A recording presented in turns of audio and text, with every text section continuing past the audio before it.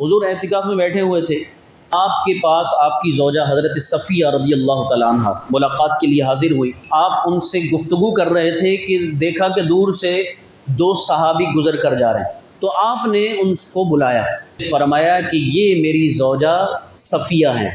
انہوں نے عرض کی یا رسول اللہ، ہم گمان بھی نہیں کر سکتے کہ آپ کے بارے میں کوئی غلط خیال ہمارے دل میں آ ہی نہیں سکتا۔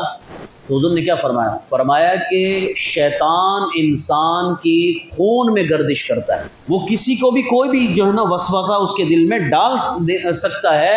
تو اس لیے اب دیکھیں حضور نے وضاحت فرما دی، حالانکہ حضور کو وضاحت کرنے کی کیا ضرورت ہے، صحابہ کے ذہن میں یہ تصور بھی نہیں آ سکتا، خیال بھی نہیں آ سکتا۔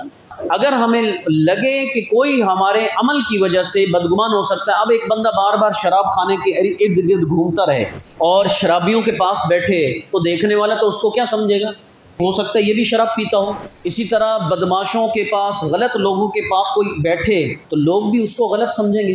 اس لیے اب پھر وہ بھلے قسمیں کھاتا رہے تو لوگ تو ایک طرف تو یہ ہے کہ لوگوں کو بدگمانی سے بچایا جائے، اگر کسی عمل سے ایسا لگے کہ یہ بدگمانی ہو رہی ہے تو فوراً اس کی وضاحت کر دی جائے۔